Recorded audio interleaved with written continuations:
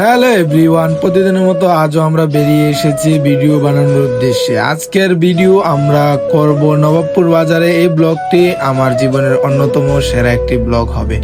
পুরো নবাবপুর বাজারে আপনাদের ঘুরে দেখাবো। আর আমাদের ব্লগটা ভালো লাগে কিনা অবশ্যই জানাবেন। আজকের আবহাওয়াটা ছিল একেবারে অন্যরকম। এত সুন্দর পরিবেশ, রাস্তার দুই পাশের দৃশ্য যেন এক গ্রাম সৌন্দর্যকেও ছাপিয়ে গেছে। শহরের ভেতরটা থেকেও এখানে কোনো অপূর্ণতার চোখ পড়ছে না। বলতে বলতে আমরা চলে এলাম নবাবপুর বাজারে। আপনারা তো দেখতেই পারছেন বাজারের ভীষণ যানজট।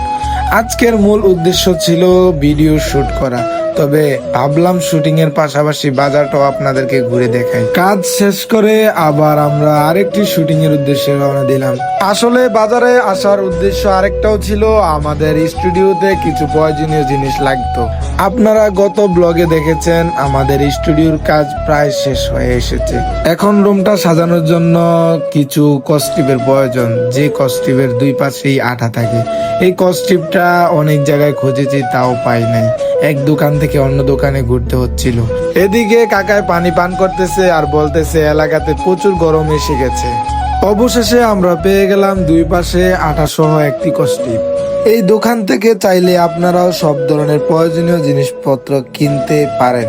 ভাবতেছি যেহেতু বাজারের অনেকটা অংশ আপনাদেরকে দেখানো হয়ে গেছে, তাহলে পুরো বাজারটাই দেখাই। এবার আমরা ঢুকলাম তরকারি বাজারে। দেখুন কত সারি সারি তাজা সবজি সাজানো, সবগুলাই গ্রামের ক্ষেত থেকে উঠানো, একদম তাজা সবজি। আমার কাছে মনে হলো নবাবপুর বাজারের আসল সৌন্দর্য এখানেই। যাই হোক, শুধু সবজি দেখেই শেষ করা যাবে না।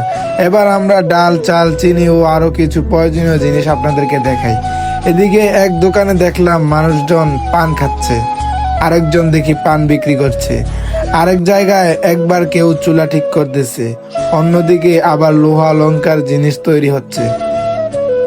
এই যে মানুষগুলাকে দেখতেছেন, আসলে ওনারা এক এক পরিবারের এক এক নায়ক।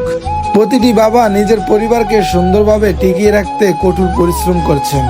বাজারে ঘুরতে ঘুরতে অনেকে বলছিলেন নবাবপুরের বড় মসজিদটাও যেন দেখাই। তাই আপনারা দেখুন, এই সুন্দর মসজিদে ও জুমার দিনে হাজারো মানুষ নামাজ আদায় করেন। নামাজিরা অজু করছেন, কত সুন্দরভাবে আদবের সঙ্গে সবাই আল্লাহর দরবারে সেজদা দিচ্ছেন। মসজিদের পিছনে রয়েছে নবাবপুর স্কুলের মাঠ। এখানকার মানুষজন আজও ঐতিহ্য ধরে রেখেছেন। এই মাঠে বসে সাপ্তাহিক হাট, যেখানে নানা রকম পশু পাখি বিক্রি হয়, হাঁস, মুরগি, কবুতর সহ আরো অনেক কিছু। আপনাদের এলাকায় কি এখনো এভাবে বাজারটা হাটে বসে? অবশ্যই জানাবেন। সবশেষে নবাবপুর বাজারে বিদায় জানাচ্ছি। আজকের বাজারের ব্লগটি কেমন লাগলো তা অবশ্যই কমেন্টে জানাবেন। আর আপনারা কোন জায়গার ব্লগ দেখতে চান অবশ্যই জানাবেন।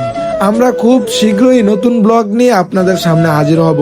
সবাই ভালো থাকবেন। আল্লাহ হাফেজ।